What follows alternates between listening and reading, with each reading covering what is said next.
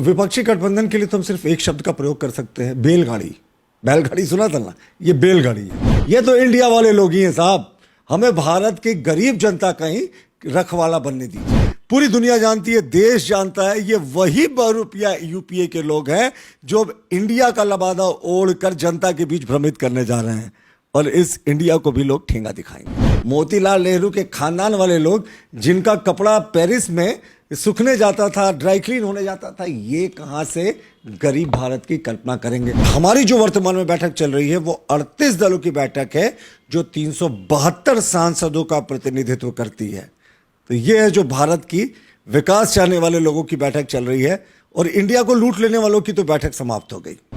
लोकसभा 2024 में एनडीए का मुकाबला इंडिया से होगा। इंडिया मतलब भारत नहीं समझिएगा। आज जो विपक्षी दलों की बैठक बेंगलुरु में हुई है, अब यूपीए चूंकि एग्जिस्ट नहीं करता, अलायंस का इंडिया फुल फॉर्म में भी आपको बता दे रहा हूं, Indian national developmental inclusive alliance. उन्होंने कहा है कि अभी तो पहली शुरुआत हुई है, और मोदी जी इतना डर गए, जो कल तक सीना ठोक के कहते थे अकेला शेर से डरता है सब कोई, वो 38 दलों को कहां से लेकर आए और कह रहे हैं कि ये है नया एनडीए। अब टर्म है बीजेपी का। वरिष्ठ नेता है प्रतुल सहदेव जी, क्या कहिए, डर गए जो 38 को बुला ले। जोहार पांडे जी, मैं अपनी बात की शुरुआत, आपकी बात का जवाब विष्णु पुराण के एक श्लोक से करूंगा। उत्तरम यद समुद्र से हिमाद्रे सचैव दक्षिणम वर्षम तद भारतम नामा भारतीय यात्रा संति थी। यानी विष्णु पुराण में भी भारत का उल्लेख है। इंडिया का कंसेप्ट तो अंग्रेज लेकर आए थे। तो ये वही लोग हैं, ये अंग्रेजों की चमचाई करने वाले लोग हैं। इंडिया की बात तो करते हैं, लेकिन इंडिया को लूटने वाले लोग हैं। इंडिया के डेवलपमेंट की बात नहीं करते, इंडिया पे गिद्ध दृष्टि लगाने वाले लोग हैं। नाम बदलने से क्या होता, अमर को हमने मरते देखा, वो श्लोक सुना है आपने ना। तो कुछ भी नाम रख ले, नाम रखने से क्या, डर तो गए। कौन डरा, क्यों ये साहब कह रहे हैं 38 आदमी के साथ क्यों बैठक कर रहे हैं, 38 दलों के साथ। देखिए, हमारे और उनके थिंकिंग में डिफरेंस है। वो वंशवादी राजवंशी परंपरा पे चलते हैं, उनके लिए छोटे दल मायने नहीं रखते। हमारे लिए छोटे दल मायने रखते हैं। शिवसेना से बड़े हमारे भारतीय जनता पार्टी की संख्या थी, फिर भी हमने शिवसेना का मुख्यमंत्री बनाया, बड़ा दिल दिखाकर तोड़ दिया। मैंने सुना, अभी तो शिवसेना टूटी कहां, अब तो सिर्फ पिता और पुत्री बचे हैं एक शिवसेना का जो क्लेम करते हैं। नीतीश कुमार के 40 विधायक थे, हमारे लगभग दुगने थे, फिर भी हमने बड़ा हृदय दिखाकर उनको मनाया। तो छोटे दलों का हम सम्मान करना जानेंगे, पर ये मोतीलाल नेहरू के खानदान वाले लोग जिनका कपड़ा पेरिस में सूखने जाता था, ड्राई क्लीन होने जाता था, ये कहां से गरीब भारत की कल्पना करेंगे। ये तो इंडिया वाले लोग ही हैं साहब। हमें भारत की गरीब जनता का ही रखवाला बनने दीजिए। लेकिन सब नेताओं ने जो प्रेस को संबोधित किया, वहां यही कहा कि कॉन्स्टिट्यूशन खतरे में है, भारत में डेमोक्रेसी खतरे में है। केजरीवाल ने तो कहा आसमान से लेकर पाताल तक आपने बेच दिया, भारत का सारा पैसा किसी चुनिंदे अपने मित्र के हवाले कर दिया। बोले ऐसे देश चलता है क्या? इसी का, बोले किसी आदमी या दल का विरोध नहीं है, जो नीति है उसका विरोध है। अब विपक्षी गठबंधन के लिए तो हम सिर्फ एक शब्द का प्रयोग कर सकते हैं, बैलगाड़ी। बैलगाड़ी सुना था ना, ये बैलगाड़ी है। इनके शीर्ष नेताओं को देखिए, सोनिया गांधी, राहुल गांधी, दोनों बेल पर हैं। अरविंद केजरीवाल के तो दाएं और बाएं हाथ पूर्व उप मुख्यमंत्री जो थे, मनीष सिसोदिया और सत्येंद्र जैन, दोनों जेल में हैं। स्टालिन के एक मंत्री जेल में हैं। ममता बनर्जी के जो भतीजे हैं वो सीबीआई जांच फेस कर रहे हैं, बड़े पैमाने पर कोयला घोटाला हुआ था उसको लेकर। तो तमाम इनके जितने नेता शरीक हुए हैं, और ये वंशवादी राजनीति करने वाले लोग हैं साहब। आप देखिए, कश्मीर से लेकर कन्याकुमारी तक कौन नेताओं ने शिरकत की। उमर अब्दुल्ला से बात करें और इसको स्टालिन तक आप नीचे ले जाएं तो सब कौन लोग हैं? सब वही लोग हैं जो वंशवादी पार्टियों का प्रतिनिधित्व करते हैं। हम प्रजातांत्रिक मूल्यों पर चलने वाले पार्टी साहब। और आप देखें, ये कितने लोगों की बैठक थी आज पता है पांडे जी? 130 से 32 सांसदों का प्रतिनिधित्व करने वाले 26 दलों की बैठक थी। और हमारी जो वर्तमान में बैठक चल रही है वो 38 दलों की बैठक है जो 372 सांसदों का प्रतिनिधित्व करती है। तो ये है जो भारत की विकास चाहने वाले लोगों की बैठक चल रही है, और इंडिया को लूट लेने वालों की तो बैठक समाप्त हो गई। लेकिन वो तो सारा आरोप आप पे लगा रहे हैं, इंडिया लूट रहे हैं, आप कह रहे हैं कि इस तरीके से नफरत का बाजार आपने सजा दिया है पूरे देश में, खंड खंड में बिखर गया। मोहब्बत की दुकान वाले ये कह रहे हैं, ये मोहब्बत की दुकान से नफरत बेचने वाले लोग हैं, ये वही लोग हैं। मोहब्बत की दुकान इनकी जो है वो कैसी मोहब्बत की दुकान है? 3,000 4,000 सिखों को इन्होंने एक दिन में कटवा दिया था दिल्ली में, यही इनकी मोहब्बत की दुकान है। भागलपुर दंगों में सैकड़ों लोगों को कटवा दिया था, यही इनकी मोहब्बत की दुकान है। मेरठ में दंगे हुए थे इनके शासनकाल में, सैकड़ों लोगों को हत्याएं हो गई थी, यही इनकी मोहब्बत की दुकान है। और मैं आपको एक बात याद दिला दूं, ये कह रहे हैं कि भ्रष्टाचार के खिलाफ हम आए हैं। ये मजाक कर रहे हैं? इन अपने पार्टी का ट्रैक रिकॉर्ड देखे। पता पांडे जी, देश के इतिहास में सिर्फ एक प्रधानमंत्री है जिसे अदालत ने भ्रष्टाचार का दोषी माना था। वो कौन है? वो इंदिरा गांधी हैं। 1975 में चुनाव में भ्रष्ट आचरण का दोषी मानते हुए उनको सजा सुनाई गई थी और 6 वर्षों तक के लिए चुनाव लड़ने पर प्रतिबंध लगा दिया था। उस तानाशाह ने देश में इमरजेंसी लगा दिया। आपको याद है पांडे जी, एकमात्र प्रधानमंत्री हैं जिनको सजा सुनाई गई थी पीवी नरसिम्हा राव को सांसद रिश्वत कांड में। जेएमएम के सांसद, यही हमारे शिबू सोरेन जी भी उसमें शरीक थे, कि इन्होंने पैसा लेकर नरसिम्हा राव की सरकार को समर्थन दिया। और उच्च न्यायालय ने क्या कहा जजमेंट में? हमारे हाथ बंधे हैं, हमारी स्थिति बड़ी शर्मसार करने वाली है, क्योंकि संविधान में इस बात की इजाजत नहीं है कि वोटिंग के दौरान, विश्वास मत के दौरान अगर कुछ हुआ हो तो उसमें सर्वोच्च न्यायालय कार्रवाई करे। और आपको पता है आज की बैठक में और कौन शरीक हुआ? किस दल के प्रतिनिधि? राजद के। लालू प्रसाद 6 मामलों में कन्विक्टेड हैं, 7 बार जेल जा चुके हैं। 1996 में मामला दर्ज हुआ था, यूपीए की ही सरकार थी। ये क्या भ्रष्टाचार की बात करेंगे? और संवैधानिक संस्थाओं का सबसे बड़ा उदाहरण आपको दें, जुडिशरी को तो इंडिपेंडेंट माना जाता है ना।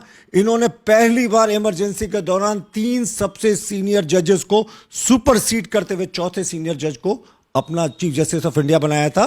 तीनों सीनियर जजेस ने रिजाइन कर दिया था। तो संवैधानिक संस्थाओं को तो इन्होंने नीचा दिखाया है। वो तो करे ईडी, सीबीआई, विजिलेंस सबका दुरुपयोग कर रही है भाजपा। वो तोड़ रही है सरकार को। अगर उनको जनता से प्यार नहीं मिला तो विधायक और सांसदों को तोड़ लेना है। सरकार किसी तरह से बननी चाहिए, चाहे ईवीएम से बने और चाहे किसी और ताकत से। अब कर्नाटक में ईवीएम ठीक था, हिमाचल में ईवीएम ठीक था। कन्वीनियंस की राजनीति करने वाले लोग हैं। जब ये जीतते हैं तो इन्हें जनता पर विश्वास होता है, ईवीएम पर विश्वास होता है। और ये तो वही लोग हैं ना जो आज एजेंसीज के दुरुपयोग का आरोप लगा रहे हैं। मुलायम सिंह और अखिलेश पर सीबीआई की नकेल कसी हुई थी। उस समय जो अमेरिका के न्यूक्लियर डील पर वोटिंग हुई तो मुलायम सिंह, अमर सिंह ने जाकर समर्थन किया और कुछ ही महीने में सीबीआई ने क्लोजर रिपोर्ट दे दी। हमारे अगर किसी नेता ने कोई गलत आचरण किया है तो ईडी और सीबीआई के दरवाजे खुले हुए हैं, आप शिकायत करें ना। क्यों? वो तो आपके वॉशिंग मशीन में धुल जा रहे हैं।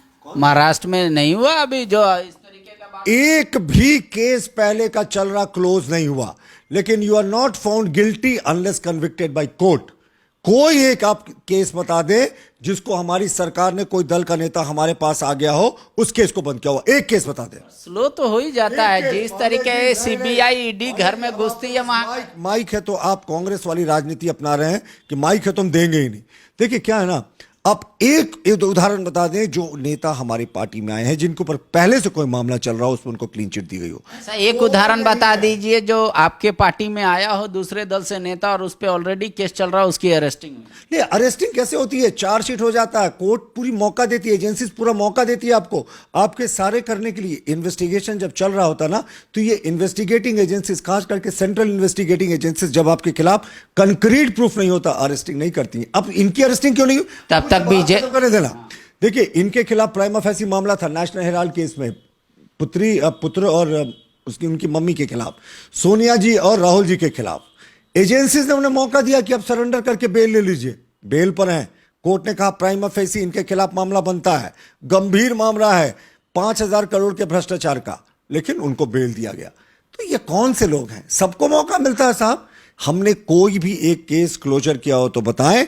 और जहां तक बात है, हमारा कुनबा बढ़ता जा रहा है। देखिए बिहार में जो ये सोचते थे कि स्थितियां बदलेगी, अब तो चिराग पासवान हमारे साथ है, हम हमारे साथ है, कुशवाहा साहब हमारे साथ आ गए हैं और तमाम पारस जी हमारे साथ हैं। तो अब जो बिहार में हमारा गठबंधन है वो 40 के ट्रैक रिकॉर्ड को रिपीट करेगा। राजभर साहब आ गए, शिवसेना आ गई हमारे साथ, अब तो शिवसेना बची नहीं। राजभर साहब यूपी में क्या बोलते थे मोदी जी के और उनके खिलाफ, योगी आदित्यनाथ के खिलाफ? तो भूल जाएंगे आप? नीतीश कुमार तो लालू प्रसाद को भ्रष्टाचार का कोड बताते थे। तो ये राजनीति में अगर आप हमारे कॉमन मिनिमम प्रोग्राम पे, हमारे राष्ट्रीयता पे इन्फ्लुएंस होकर आए, और राजभर जी को आप जो देखें, कौन सा करप्शन का एलिगेशन है उनके खिलाफ, लेकिन यहां तो चार्जशीटेड व्यक्ति जो थे वो बैठक में शरीक हो रहे थे। जो आज इनकी तथाकथित इंडिया की बैठक थी, ये इंडिया को लूटने वाले लोग छद्म नाम का प्रयोग करते हैं, भ्रम फैलाने की कोशिश करते हैं। अब अंतिम हथकंडा अपना रहे हैं, यूपीए का बहुरूपिया की तरह रूप बदलकर कर दिया इंडिया। लेकिन इंडिया समझती है कि साहब ये है तो वही 20 लाख करोड़ का घोटाला करने वाले यूपीए के लोग। लबादा बदल लेने से और लिबास बदल लेने से आपका रूप नहीं बदलता। लेकिन अपने अपने स्टेट में वो दल तो मजबूत हैं, तो आप उसको रिफ्यूज नहीं कर। वो जवाब देने से बिल्कुल मजबूत है। अब देखिए, मायावती का खाता नहीं खुला, मायावती भी बड़ी मजबूत है यूपी में।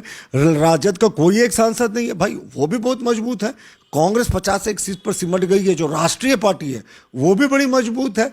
एनसीपी में कोई विधायक और सांसद ही नहीं बचा, पिता पुत्री बचे, वो भी बड़े मजबूत है। और उमर अब्दुल्ला की तो अब स्थिति कैसी हो गई, ना इधर के ना उधर के, तो वो भी बड़े मजबूत है। यहाँ जेएमएम की सरकार है, हेमंत जी मजबूत है। केजरीवाल की पंजाब में और दिल्ली में सरकार है, वहाँ वो मजबूत है। अगर विधानसभा चुनाव, अगर लोकसभा चुनाव का पैमाना होने लगे तो बात ही कुछ और होती।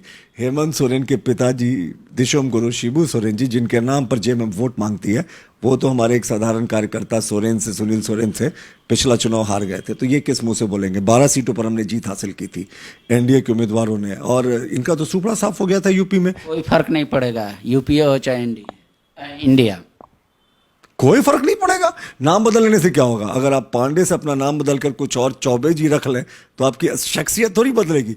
आपके अंदर जितनी धूर्तता है वो थोड़ी बदलेगी।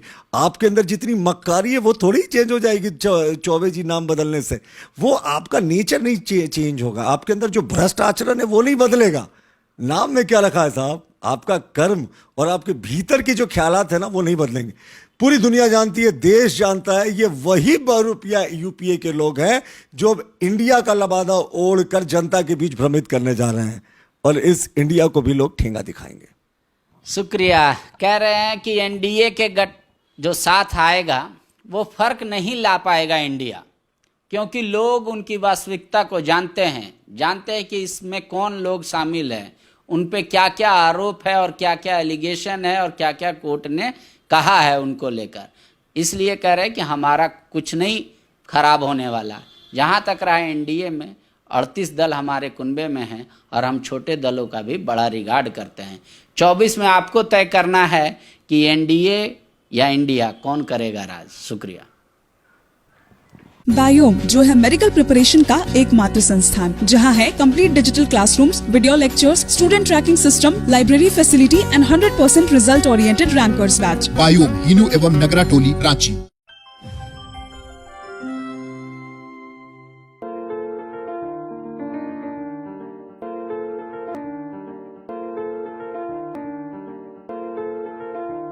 The followup.in.